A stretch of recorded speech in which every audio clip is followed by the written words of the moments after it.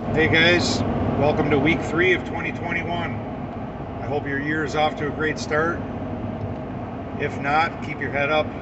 It'll get better, I promise. Last week I talked a little bit about a story I was going to share today about a second chance at life. God protecting me. He saved my life. I'd like to share that story today. It's kind of a long one, but I love this story. I tell this story a lot. It was a pivotal point in my life. It totally changed everything. Now that I look back at it, at the time it didn't seem that way, but when you look back at things and start putting the puzzle pieces together, it all makes sense. So I'd like to share this story. January 21st, which is coming up this Thursday.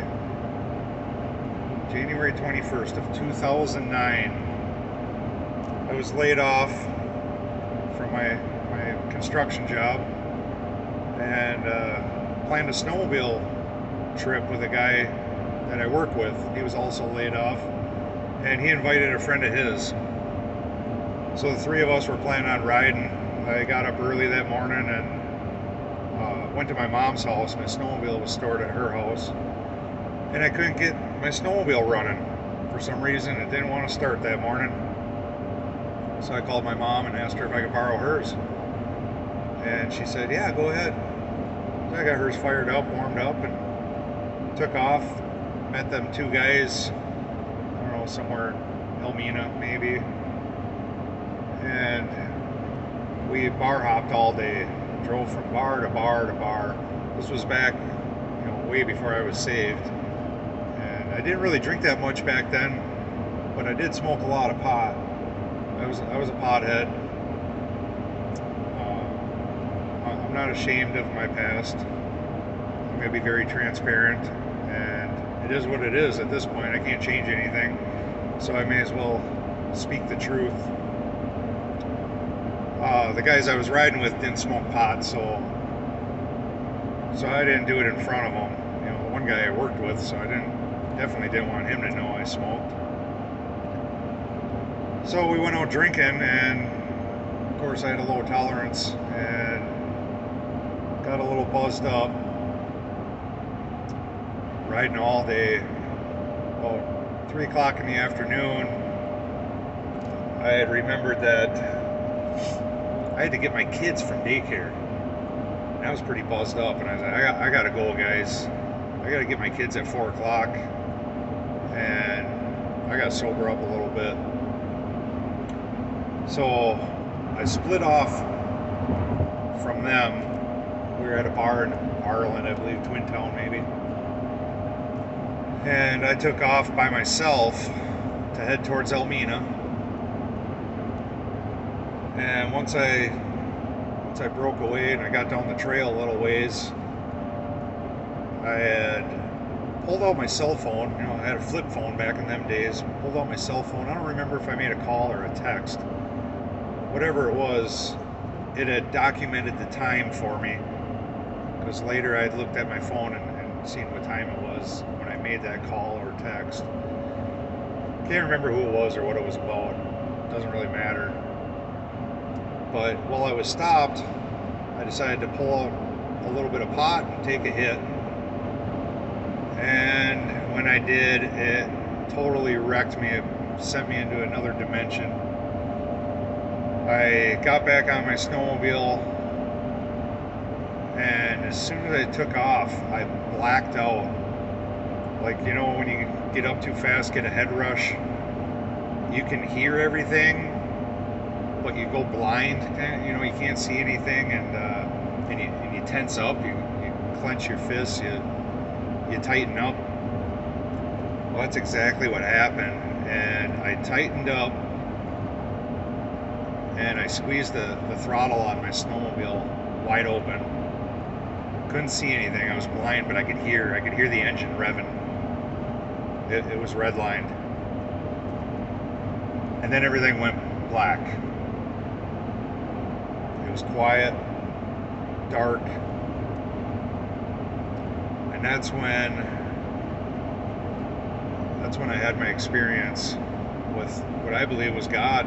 Now that I look back at it, I couldn't see anything yet, but I remember standing or kneeling, laying down, whatever I was doing. I was in front of somebody or something, begging for a second chance. Straight up begging. I remember that distinctly, begging for my life. I said, please give me a second chance. I'll do things different. I'll change. And I came to. I came to, my helmet was on, and I couldn't breathe. I got my helmet off as fast as I could, and I was gasping for air. And it took me a couple minutes to get my composure. And I looked at my phone. I was going to make a phone call. I was out of it, but I remember it being about 25 or 30 minutes from when I made that call or text earlier before I took off. So I knew I had been there for 25 or 30 minutes. And I was so out of it, I ended up calling a random phone number that, I mean, it wasn't random, it was a phone number I'd memorized when I was a kid. It was my best friend's grandparents' phone number. For some reason, I called them.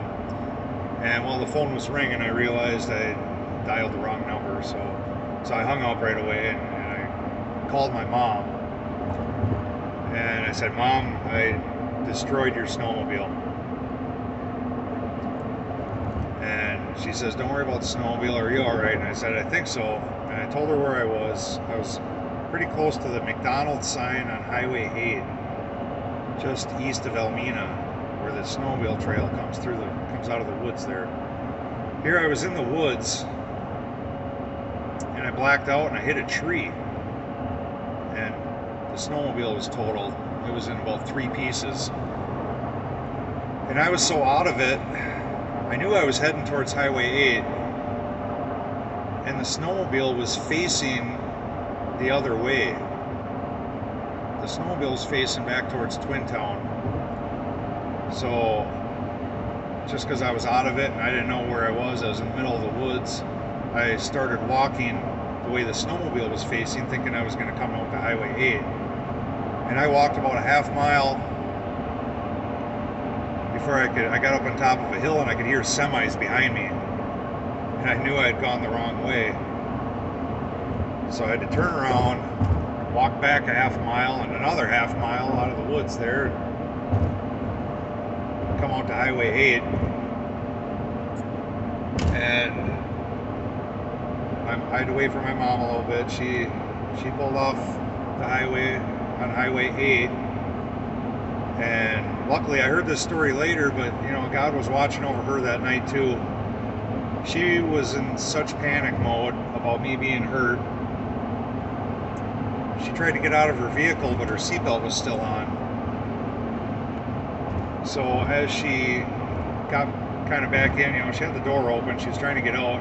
She got back in and to take her seatbelt off. And as she was taking her seatbelt off, a semi flew by her on Highway 8. And she believes that if that seatbelt wasn't on, she would have stepped out and ran right in front of that semi. So God was watching out for her too. So anyway, I got a ride back to Elmina. I had somebody else pick up my kids, which that was a blessing too. You know, God didn't want me picking up my kids in the condition I was in. Who knows what would have happened. Arranged somebody else to pick up my kids, and I got home to Elmina. And my wife at the time asked me if I needed to go to the doctor, and of course I was drunk and high, and I did not want to go to the doctor and get a DUI. So I said, no, I'll wait and see how I feel in the morning. So I woke up in the morning after I slept on the couch that night, tossing and turning, couldn't get comfortable. My neck hurt, my chest hurt, my whole body hurt. It was a pretty bad wreck. Luckily, the tree the snowmobile hit isn't the same one I hit. I slid down the trail and I hit, I don't know, the second or third tree down. It was about 15, 20 feet away from where the snowmobile crashed. I hit the next tree down.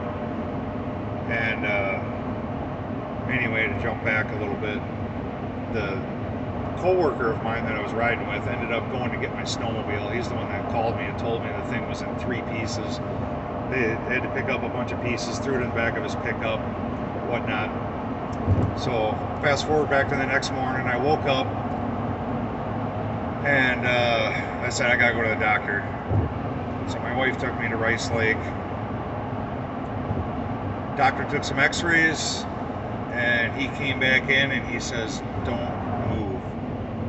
Don't move. I'll be right back. And I'm thinking, don't move. I just spent all night tossing and turning on the couch. Well, he comes back in and he's got a neck brace. He puts it on, and as soon as he gets that thing tightened up, he relieved a sigh of breath, like he had been holding his breath the whole time. And after he got his composure, he sat down and he told me, he says, you're lucky, very lucky to be even walking right now. I don't know how you're even alive.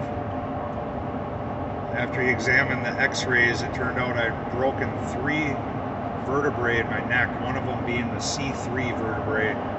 That's the one that breaks when they hang people. And it's supposed to kill you instantly. If not kill you, should paralyze you. I should be paralyzed right now from the neck down.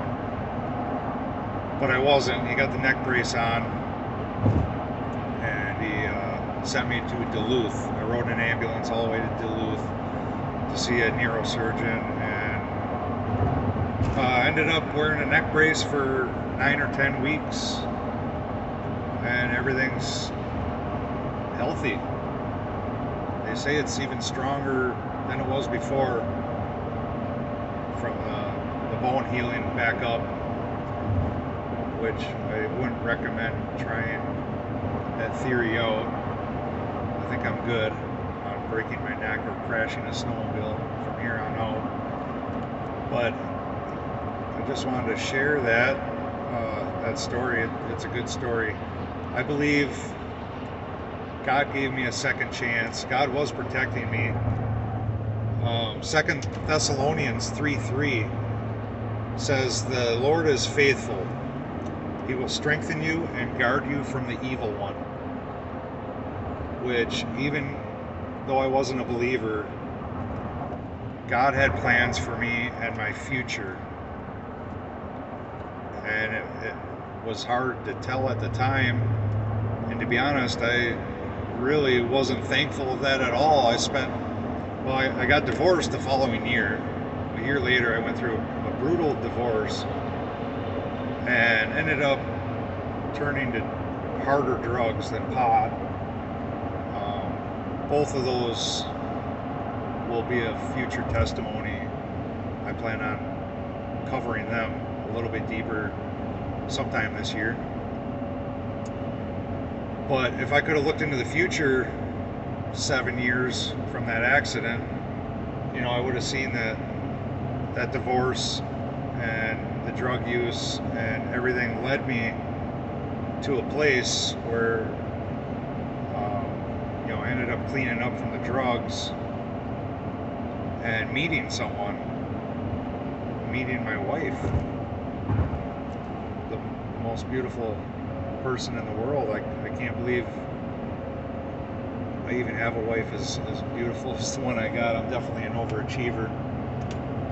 So I have a feeling that God had plans for me, whether it be maybe this testimony I'm sharing with you today. Maybe it's the 3 children that I bared after this accident. Maybe it's my wife that I have now. There's a lot of things that it could have been that I'd like to think it is. But at the time, I didn't know. I was just happy I was alive. But as a Christian, you can definitely look back and say, wow, God was watching over me. God had me. He had plans. I haven't fulfilled my purpose yet. And he definitely gave me a second chance at life. And like I said, I didn't do well with it the first 7 years, but after I cleaned up and got my head straight and started walking down the right path, I met my wife, and 3 years after we met, we became Christians, born again Christians, and things have been going good ever since. So it's a pretty cool story. I shouldn't even be here today, but here I am talking to you guys, and I only have one person to thank, and that's Jesus Christ. So I hope you guys got something out of this. God's always protecting you. Read the scriptures. There's plenty of scriptures. I just picked one. That was a good one. Next week, I plan on sharing with you a testimony about my oldest boy being born again. Got a 1-year anniversary for that, so I'm pretty excited about that. I can't wait to share that story and some more scripture. And until then, you guys take care. God be with you. And go Packers.